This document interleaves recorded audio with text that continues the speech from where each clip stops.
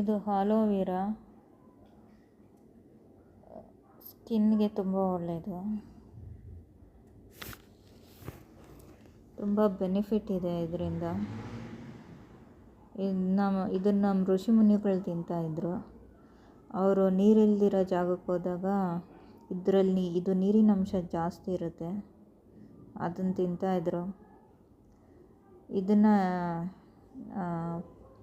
ಫೇಸ್ಗೆ ಯಾವ ಥರ ಅಪ್ಲೈ ಮಾಡೋದು ಅಂತ ತೋರಿಸ್ತಾ ಇದ್ದೀನಿ. ಇದರಿಂದ ಫೇಸಲ್ಲಿರೋ ಗುಳ್ಳೆಗಳು ಹೋಗುತ್ತೆ, ತಲೆಗೆ ಹಚ್ಚೋದ್ರಿಂದ ಡ್ಯಾಂಡ್ರಫ್ ಹೋಗುತ್ತೆ. ಮೇಲೆ ಇರೋ ಸಿಪ್ಪೆನ ತೆಗೆದುಬಿಟ್ಟು ಅದರೊಳಗಡೆ ರಸ ಇರುತ್ತೆ, ಅದನ್ನು ಮುಖಕ್ಕೆ ಸ್ಕ್ರಬ್ ಮಾಡಬೇಕು.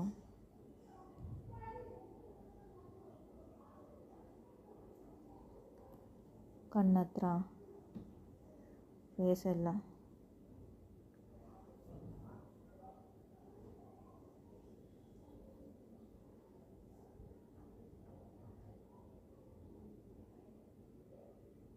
ಇದೊಂದು ತುಂಬ ತಿಕ್ಕಾಗಿರುತ್ತೆ, ಫೇಸೆಲ್ಲ ಇಟ್ಕೊಂಡು ಥರ ಆಗುತ್ತೆ, ಮಾತಾಡೋಕ್ಕಾಗೋದಿಲ್ಲ, ಆ ಥರ ಕಟ್ಟಿರುತ್ತೆ. ಮಾತಾಡಿದ್ರೆ ವೈಟಾಗಿ ಪ್ಯಾಚಸ್ ಬರುತ್ತೆ ಆಚೆಗೆ. ಅದೇ ತುಂಬ ಚೆನ್ನಾಗಿ ಕೆಲಸ ಮಾಡುತ್ತೆ ಇದು. ಇದನ್ನು 2008 grand government medical college, sir J group of hospital, Mumbai, ಇದನ್ನು ರಿಸರ್ಚ್ ಮಾಡಿದ್ದಾರೆ ಇದು ಅಲೋವೆರಾ ಬಗ್ಗೆ. ಇದರಲ್ಲಿ ಆಂಟಿವೈರಲ್, ಆಂಟಿ ಫಂಗಲ್, ಆ್ಯಂಟಿ ಬ್ಯಾಕ್ಟೀರಿಯಾ, ಆ್ಯಂಟಿ ಇನ್ಫ್ಲಾಮೇಟರಿ ಎಲ್ಲ ಇದೆ ಅಂತ ಸೈಂಟಿಫಿಕ್ಕಾಗಿ ಪ್ರೂವ್ ಮಾಡಿದ್ದಾರೆ.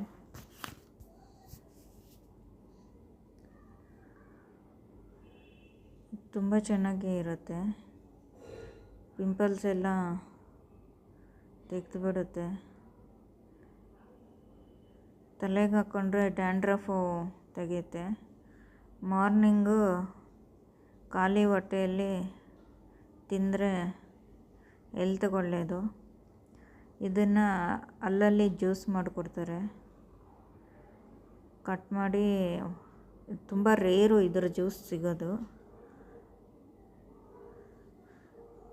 ಅದು ತಲೆಗೆ ಹಚ್ಕೊಂಡ್ರೆ ಡ್ಯಾಂಡ್ರಫ್ ಹೋಗುತ್ತೆ, ಮತ್ತು ಸ್ಕಿನ್ನಲ್ಲಿ ಪಿಂಪಲ್ಸು ಬರೋದಿಲ್ಲ.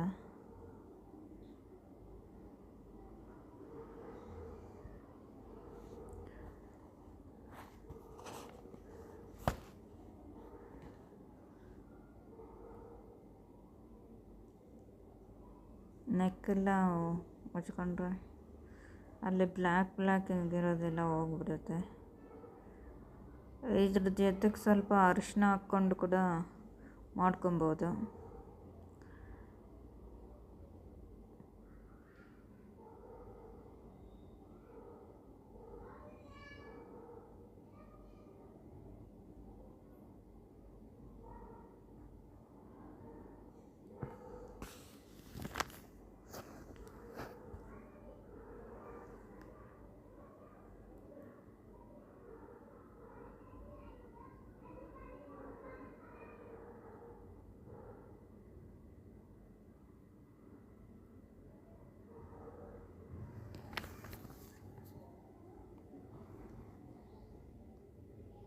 ಅದನ್ನು ನಾನು ಮಾರ್ನಿಂಗೇ ಕಿತ್ಕೊಂಡು ಎತ್ಕೊಂಬಂದು ಮನೇಲಿ ಇಟ್ಕೊಂಡಿರ್ತೀನಿ. ಬೇಕು ಅಂದಾಗ ಯೂಸ್ ಮಾಡ್ಕೊತೀನಿ. ಸ್ವಲ್ಪ ಯೂಸ್ ಮಾಡಿ ಮತ್ತೆ ಸ್ವಲ್ಪ ಎತ್ತಿಕ್ಕಿರ್ತೀನಿ, ಅದು ನಾಳೆಗಾಗುತ್ತೆ. ಡೈಲಿ ಇಕ್ಕೋದಿಲ್ಲ, ವೀಕ್ಲಿ 2 ಟೈಮ್ಸು 3 ಟೈಮ್ಸು ಇಕ್ಕಿದ್ರೆ ಸಾಕು. ಆಲೋವೆರಾ ಜೆಲ್ ಸಿಗುತ್ತೆ, ಟ್ಯಾಬ್ಲೆಟ್ಸು ಸಿಗುತ್ತೆ. ಇದನ್ನು ನಾವು ಡೈರೆಕ್ಟಾಗಿ ಯೂಸ್ ಮಾಡಿದ್ರೆ ಇನ್ನೂ ಒಳ್ಳೆಯದು, ಟ್ಯಾಬ್ಲೆಟ್ಸು ಜೆಲ್ಲು ಯೂಸ್ ಮಾಡೋದಕ್ಕಿಂತ. ಸೋಪು ಇದೆ, ಆಲೋವೆರಾದು ಕ್ರೀಮ್ ಇದೆ.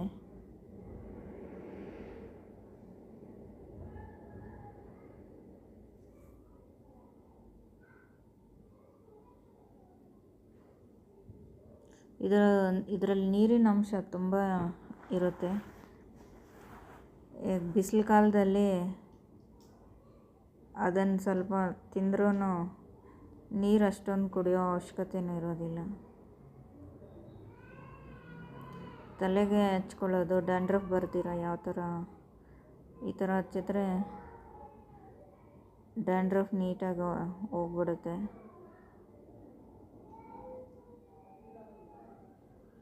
ಇದನ್ನು ರುಬ್ಬಿ ಹಚ್ಕೊಳ್ಳೋದಕ್ಕಿಂತ ಈ ಥರ ಡೈರೆಕ್ಟಾಗಿ ಯೂಸ್ ಮಾಡಿದ್ರೆ ಚೆನ್ನಾಗಿರುತ್ತೆ.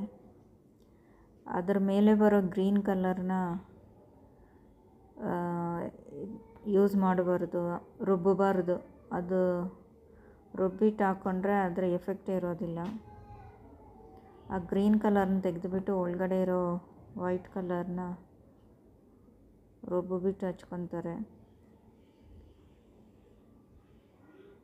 ನಾನು ಡೈರೆಕ್ಟಾಗಿ ಹಚ್ಕೊತೀನಿ, ಇದು ಎಫೆಕ್ಟ್ ಜಾಸ್ತಿ, ಚೆನ್ನಾಗಿ ಕೆಲಸ ಮಾಡುತ್ತೆ.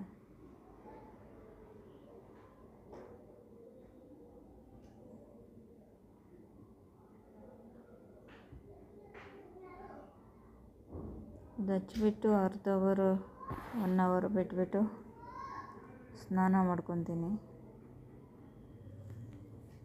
ಆ ಕೂದಲೆಲ್ಲ ಮೆತ್ತಗಿರುತ್ತೆ, ತುಂಬ ಚೆನ್ನಾಗಿರುತ್ತೆ, ಸ್ಪಾಂಜ್ ಥರ.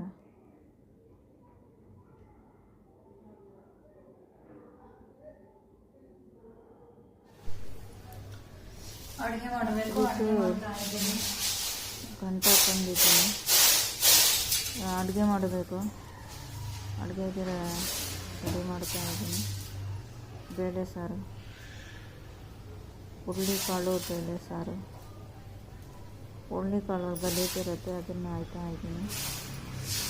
ಕ್ಲೀನ್ ಮಾಡಿಕೊಂಡು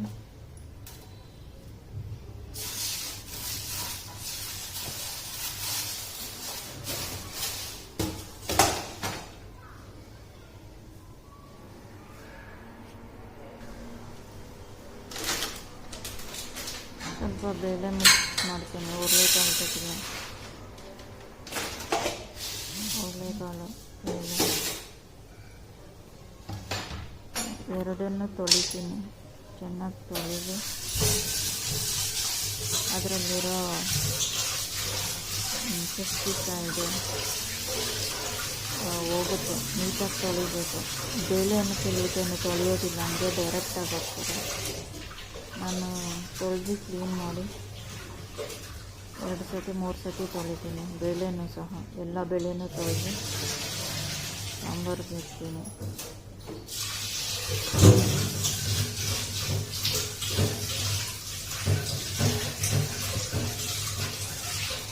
ಮಧ್ಯಾಹ್ನ ಆಗಿದೆ, ಅದಕ್ಕೆ ಅಡುಗೆ ರೆಡಿ ಮಾಡ್ತಾಯಿದ್ದೀನಿ.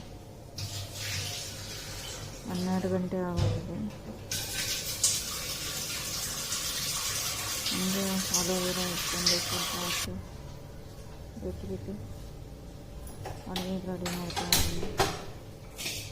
ಕುಕ್ಕರಲ್ಲಿ ಬೇಳೆ ಹಾಕಿ ಸ್ವಲ್ಪ ಉಪ್ಪು ಹಾಕಿ ಟೊಮೊಟೊ ಹುಣಸೆಹಣ್ಣು ಹಾಕಿ ಆಮೇಲೆ 2 ವಿಸಿಲ್ 3 ವಿಸಿಲ್ ಹಾಕ್ತೀನಿ. ಒಂದು ಕಡೆ ಖಾರದ ಪುಡಿ ರೆಡಿ ಮಾಡ್ತಾಯಿದ್ದೀನಿ. ಅದು ನಾವು ಆವಾಗ ಮಾಡಿ ಆವಾಗ ಹಾಕ್ಕೊಂಡ್ರೆ ತುಂಬ ಟೇಸ್ಟಿ ಬರುತ್ತೆ ಸಾಂಬಾರು. ಈ ಥರ ಮಾಡಿದ್ರೆ ಅಷ್ಟೊಂದು ಐಟಮ್ಸ್ ಹಾಕೋ ಅವಶ್ಯಕತೆಯೂ ಇರೋದಿಲ್ಲ. ಕಡಲೆಬೇಳೆ ಅದು ಸ್ವಲ್ಪ ಹುರ್ಕೊಂಡು ಆಮೇಲೆ ಸ್ಲಿಮ್ಮಲ್ಲಿ ಹುರ್ಕೊಬೇಕು. ಕಪ್ಪಗಾದರೆ ಚೆನ್ನಾಗಿರಲ್ಲ ಸಾಂಬಾರು ಕೆಟ್ಟಾಗುತ್ತೆ.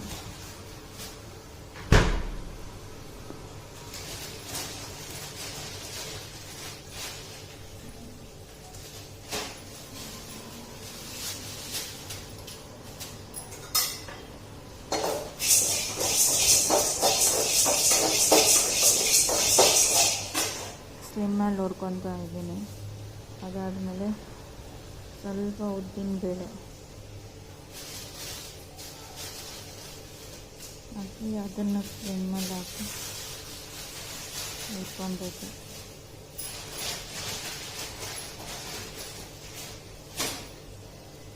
ಕುಕ್ಕರ್ ಇನ್ನೂ ವಿಸಿಲ್ ಬಂದಿಲ್ಲ, 3 ವಿಸಿಲ್ ಬರಬೇಕು.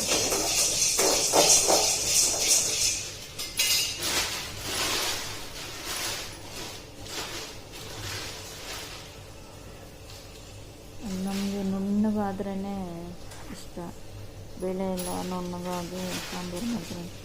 1 ವಿಸಿಲ್ಗೆ ಇಕ್ಕಿದ್ರೆ ಬೇಳೆ ಎಲ್ಲ ನುಣ್ಣಗಾಗೋದಿಲ್ಲ. ಅದಕ್ಕೆ 3 ವಿಸಿಲು ಅಥವಾ 2 ವಿಸಿಲ್ ಇಕ್ತೀನಿ. 2 ವಿಸಿಲ್ ಇಕ್ಕಿದ್ರೂ ಅಷ್ಟು ನುಣ್ಣಗಾಗೋದಿಲ್ಲ. ನುಣ್ಣಗಾದ್ರೆ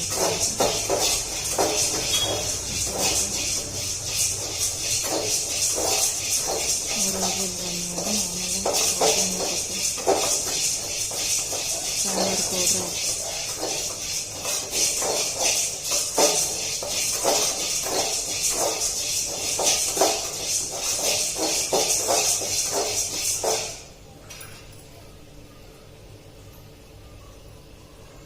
ಈ ಥರ ಫ್ರೆಶ್ ಆಗಿ ಸಾಂಬಾರು ಪೌಡ್ರ್ ಮಾಡ್ಕೊಂಡು ಮಾಡಿದ್ರೆ ಟೇಸ್ಟ್ ಇರುತ್ತೆ. ಸಾಂಬಾರು ಫ್ರೆಶ್ ಅಂತ ಸ್ಮೆಲ್ ಚೆನ್ನಾಗಿ ಬರುತ್ತೆ. ಟೇಸ್ಟೇ ಅಷ್ಟೇ ಸೂಪರಾಗಿರುತ್ತೆ.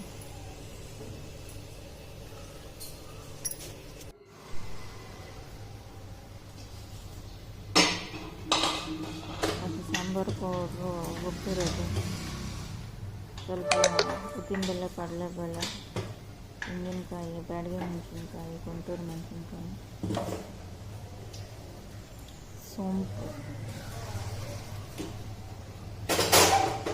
ಸ್ವಲ್ಪ ಹಾಕಿ ಮಿಕ್ಸ್ ಮಾಡ್ತಾ ಇದ್ದೀನಿ.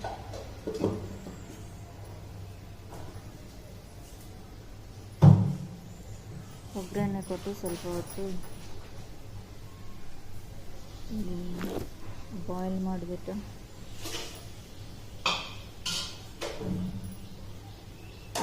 ಸಾಂಬಾರು ರೆಡಿ ಆಗುತ್ತೆ.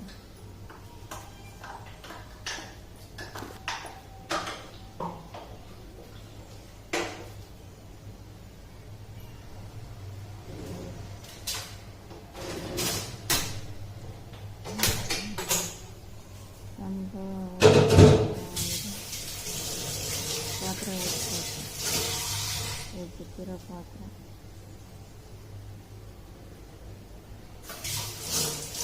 ಅದನ್ನು ಸ್ವಲ್ಪ ಹೊಡ್ಬಿಟ್ಟು ಕಿಚನ್ ಸ್ಲ್ಯಾಬ್ ಸ್ವಲ್ಪ ಕ್ಲೀನ್ ಮಾಡಿಬಿಟ್ರೆ ಕೆಲಸ ಎಲ್ಲ ಆಗೋಗುತ್ತೆ. ಅನ್ನ ಮಾಡಿದ್ದಾಗಿದೆ.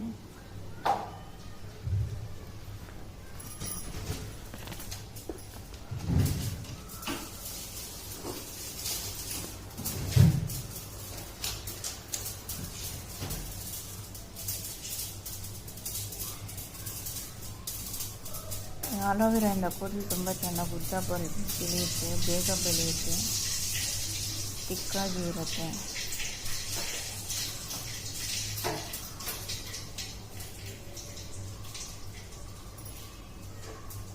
ಒಗ್ಗರಣೆ ಕೊಟ್ಟು ಇವಾಗ ಸಾಂಬಾರಿಗೆ ಹಾಕ್ತಾ ಇದ್ದೀನಿ.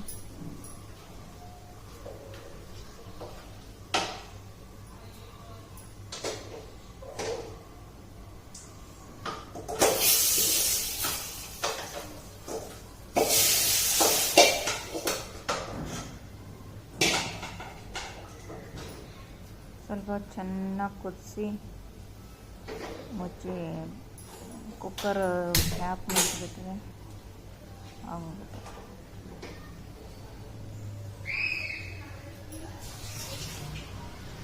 ಒಂದು ಕಡೆ ಅನ್ನ ಮಾಡ್ತಾ ಇದ್ದೀನಿ, ನೀರು ಜಾಸ್ತಿ ಆಗೋಗಿದೆ. ಅದಕ್ಕೆ ಸ್ವಲ್ಪ ಎತ್ಕೊಂಡು ಸಿಂಕಲ್ಲಿ ಹಾಕ್ಬಿಟ್ಟು ಎತ್ಕೊಂಡು ಬಂದು ಮತ್ತೆ ಸ್ಟವ್ ಮೇಲೆ ಇಟ್ಕೊಳ್ತೀನಿ.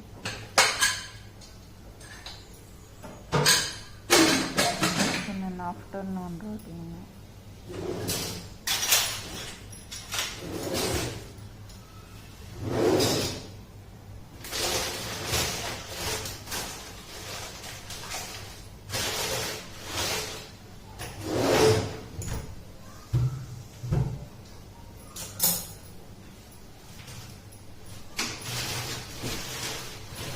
ದೋಸೆಗೆ ಹಾಕ್ಬೇಕು, ಈವ್ನಿಂಗ್ ಹಾಕ್ತೀನಿ. ಈವ್ನಿಂಗ್ ಹಾಕ್ಬಿಟ್ಟು ಮಾರ್ನಿಂಗ್ ರುಬ್ಕೊಂಡು ರೊಟ್ಟೆಲ್ಲ ತಿಕ್ತೀನಿ.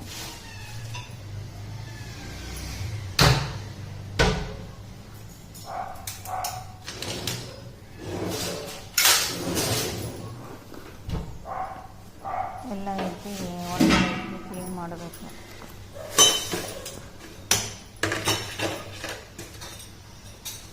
ಇವಾಗ ಅಡುಗೆ ಮಾಡೋವಾಗ ಎಲ್ಲ ಪಾತ್ರೆನೂ ಮೇಲೆ ಬಂದುಬಿಡುತ್ತೆ, ಸ್ಲ್ಯಾಬ್ ಮೇಲೆ ಎಲ್ಲ ಗಲೀಜಾಗಿರುತ್ತೆ. ಕೆಟ್ಲಿ ಒತ್ತೋದು, ಅದು ನಿನ್ನೆ ಒತ್ತಿರೋದು ಕ್ಲೀನ್ ಮಾಡಿ ತೊಳೆದಿಟ್ಟು ಒಣಗಿಸ್ಬಿಟ್ಟು ಎತ್ತಿಸ್ತಾ ಇದ್ದೀನಿ. ಸಂಡಿಗೆ ಮಾಡಿದ್ದೆ ರಾತ್ರಿ.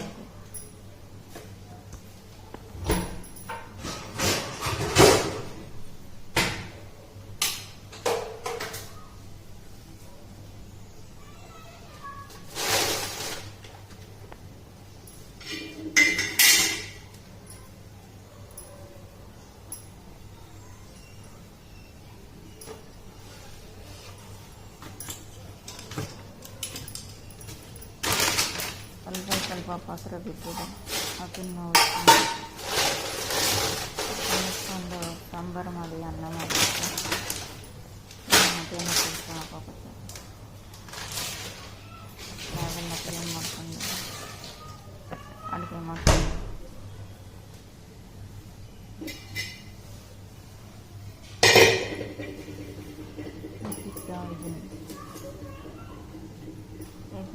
ಸಾಂಬಾರು ಇವಾಗ ಮಾಡಿಬಿಟ್ರೆ ರಾತ್ರಿಗೆ ದೋಸೆನ ಚಪಾತಿನ ಮಾಡಿಕೊಂಡ್ರೆ ಆಗೋಗುತ್ತೆ.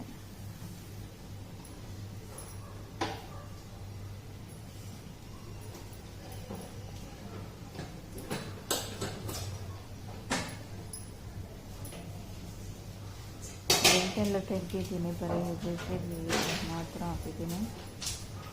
ಸ್ವಲ್ಪ ಹೊತ್ತು ಬೆಂದ್ಬಿಟ್ಟು ಮಾಡ್ಕೊಂಡು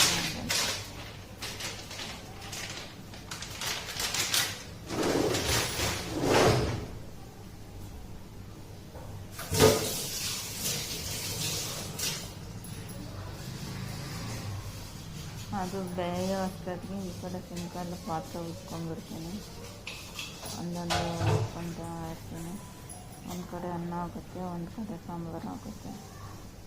ಚೆನ್ನಾಗಿ ಕೊಚ್ಚಿ ಇಟ್ಬಿಟ್ರೆ ಸಾಯಂಕಾಲದವರೆಗೂ ಇರುತ್ತೆ. ಮತ್ತು ನಾಳೆ ಬೆಳಗ್ಗೆ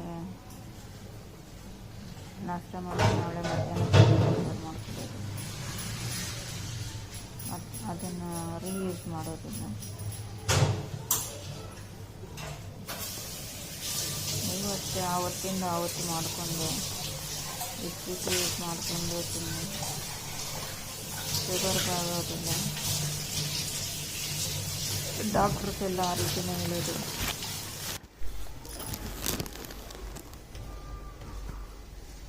ನನ್ನ ಮಕ್ಕಂದು ಬುಕ್ಸ್ಗೆ ಸ್ವಲ್ಪ ಬೈಂಡ್ ಆಗ್ಬೇಕಿತ್ತು. ಕಾಲೇಜಿಂದ ಸ್ವಲ್ಪ ಬುಕ್ಸ್ ಕೊಟ್ಟಿದ್ದಾರೆ, ಅದಕ್ಕೆ ಬೈಂಡ್ ಆಗ್ತಾ ಇದ್ದೀನಿ. ಮೊನ್ನೆ ಸ್ವಲ್ಪ ಕೊಟ್ಟಿದ್ದು, ಅದಕ್ಕೆ ಹಾಕಿದ್ದೀನಿ. ಇನ್ನು ಸ್ವಲ್ಪ ಇದೆ, ಅದಕ್ಕೆ ಬೈಂಡ್ ಹಾಕಿ ಎತ್ತಿಕ್ಬಿಟ್ರೆ ಬುಕ್ಸ್ದು ಕೆಲಸ ಆಗುತ್ತೆ. ಈ ವರ್ಷ ಏನು ಬುಕ್ಸ್ದೇನು ಕೆಲಸ ಇರೋಲ್ಲ, ಎಲ್ಲ ಕೆಲಸ ಆಗ್ಬಿಡುತ್ತೆ. ಅದಕ್ಕೆ ಸೀಸರ್ ಎತ್ಕೊಂಬರಬೇಕು. ಸೀಸರ್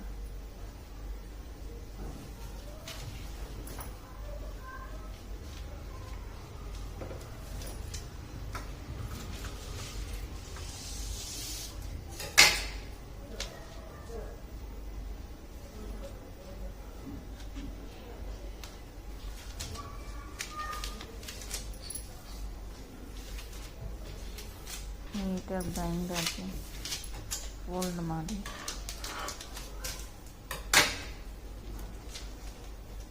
ಎತ್ತಿಕೊಂಡ್ಬಿಡ್ತೀನಿ. ಬುಕ್ಸ್ ಕೆಲಸ ಮುಗಿತು. ಆಗ ಸ್ವಲ್ಪ ಅದ್ರದ್ದು ರಿಲೀಫ್ ನೆಮ್ಮದಿ ಇರುತ್ತೆ.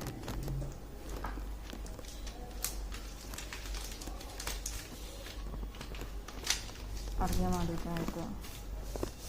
ಈಗ ಈ ಕೆಲಸ ಮುಗಿಸ್ಕೊಂಡ್ಬಿಡ್ತೀನಿ. ಮುಗಿಸ್ಕೊಂಡ್ಬಿಟ್ಟು ಆಮೇಲೆ ಸ್ವಲ್ಪ ಹೊತ್ತು ನಿದ್ದೆ ಮಾಡಿಬಿಟ್ಟು ಎದ್ದೊಳ್ತೀನಿ. ಒಳ್ಳೆ ಫ್ರೀ ಆಗಿರ್ತೀನಿ, ಏನು ಕೆಲಸ ಇರೋದಿಲ್ಲ.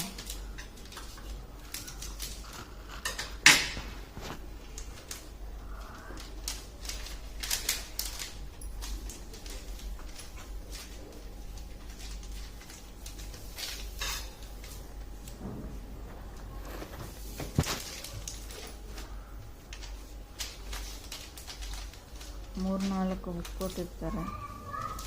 ಫಸ್ಟೊಂದಷ್ಟು ಬುಕ್ ಕೊಟ್ಟಿದ್ದು, ಅವು ನನ್ನ ಮಗ ಹಾಕೋ ಅಂದರೆ ಅವನು ಹಾಕ್ಕೊಳ್ಳೋದಿಲ್ಲ, ನಾನೇ ಎಲ್ಲ ಮಾಡಬೇಕು.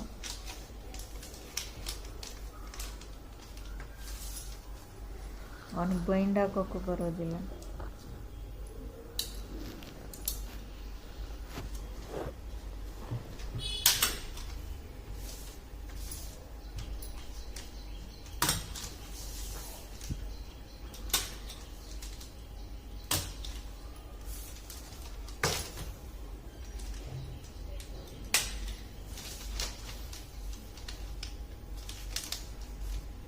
ಅವನು ಸ್ವಲ್ಪ ಹೊರಗಡೆ ಹೋಗೋ ಕೆಲಸ ಇದೆ, ಬೈಂಡ್ ಆಗಿಬಿಟ್ಟು ಹೊರಗಡೆ ಹೋಗಿ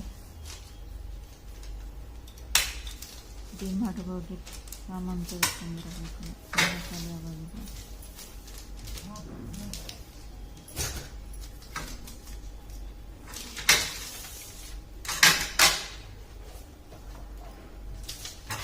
ಅಲ್ಲಿ ತುಂಬ ರಶ್ ಇರುತ್ತೆ ಡಿಮಾರ್ಟಲ್ಲಿ. ಬಿಲ್ ಹಾಕ್ಸೋದಕ್ಕೆ ಒಂದು ಅರ್ಧ ಅವರ್ ಆಗಿಬಿಡುತ್ತೆ. ಇರುತ್ತೆ.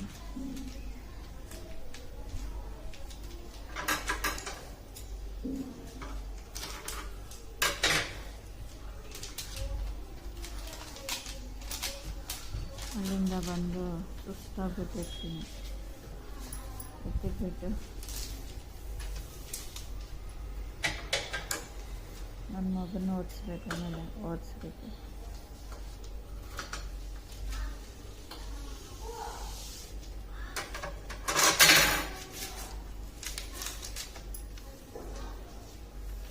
ಎಲ್ಲ ಮಿಕ್ಕಿದ್ದು ಏನಾದರೂ ಕೆಲಸ ಇದ್ದರೆ ಅದು ಮಾಡ್ಕೋತೀನಿ.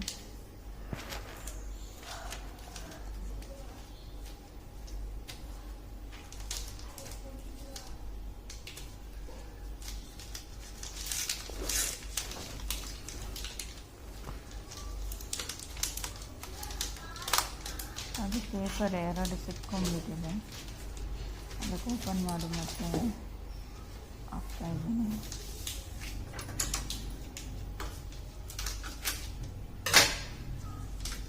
ಎಲ್ಲ ಕೆಲಸ ಒಬ್ಬರೇ ಮಾಡಬೇಕು ಅಂದರೆ ತುಂಬ ಕಷ್ಟ. ಎಷ್ಟು ಸಾಧ್ಯನೋ ಅಷ್ಟು ಕೆಲಸ ಮಾಡ್ಕೊಂಡು ಹೋಗ್ತೀನಿ.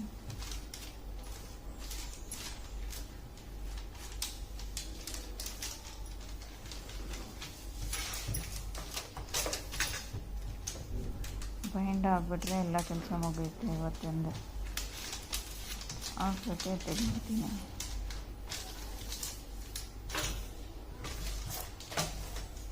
ಆಮೇಲೆ ಸಾಯಂಕಾಲ ಏನಿದ್ರು ಅಡುಗೆ ಮಾಡೋದೊಂದಿರುತ್ತೆ, ಪಾತ್ರೆ ಹಚ್ಚೋದೊಂದಿರುತ್ತೆ.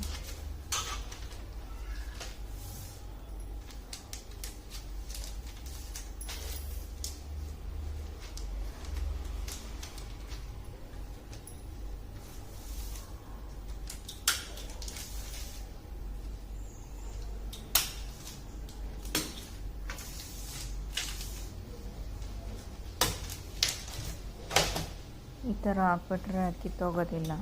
ಪಿನ್ನುಗಳೆಲ್ಲ ಹೊಡೆದು ನೀಟಾಗಿ ಫೋಲ್ಡ್ ಮಾಡಿ ಒಂದ್ರ ಮೇಲೆ ಒಂದು ವೆಯ್ಟ್ ಬಿಡ್ತೀನಿ. ನೀಟಾಗಿ ಕುತ್ಕೊಂಡಿರುತ್ತೆ, ಒಳ್ಳೆ ಐರನ್ ಮಾಡಿರೋ ಥರ ಇರುತ್ತೆ. ಆಯಿತು, ಬೈಂಡಿಂಗ್ ಹಾಕಿತ್ತು. ಅದನ್ನೆಲ್ಲ ತೆಗೆದು ಕ್ಲೀನ್ ಮಾಡಿ ಸೋಫಾ ಮೇಲೆಲ್ಲ ಕ್ಲೀನ್ ಮಾಡಿ ಸೋಫಾ ಬಟ್ಟೆ ಎಲ್ಲ ಒಗೆದು ಒಣಗಾಕಿದ್ದೆ. ಅದನ್ನು ಎತ್ಕೊಂಡ್ಬಂದು ಸೋಫಾ ಮೇಲೆ ಹಾಕ್ತಾಯಿದ್ದೀನಿ. ನಾನು ಕೈಯಲ್ಲೇ ವಾಶ್ ಮಾಡ್ತೀನಿ, ಮಿಷಿನ್ಗೆ ಹಾಕೋದಿಲ್ಲ. ಕೈಯಲ್ಲಿ ವಾಶ್ ಮಾಡಿದ್ರೆ ನೀಟಾಗಿ ಇರುತ್ತೆ, ನೀಟಾಗಿ ಆಗುತ್ತೆ ಅಂತ ಹಾಕ್ಬಿಟ್ಟು ಕೈಯಲ್ಲೇ ವಾಶ್ ಮಾಡ್ಕೊತೀನಿ. ಮೊದಲೆಲ್ಲ ಮಿಷಿನ್ಗೆ ಹಾಕ್ತಾಯಿದ್ದೆ, ಅದು ಚೆನ್ನಾಗಿ ಹೋಗ್ತಾ ಇರಲಿಲ್ಲ. ಯಾವಾಗಲಾದರೂ ಆಗದೇ ಇದ್ದಾಗ ಮಿಷಿನ್ಗೆ ಹಾಕ್ತೀನಿ, ಮಿಕ್ಕಿದಾಗೆಲ್ಲ ಕೈಯಲ್ಲೇ ವಾಶ್ ಮಾಡ್ಕೊಂಡ್ಬರ್ತೀನಿ.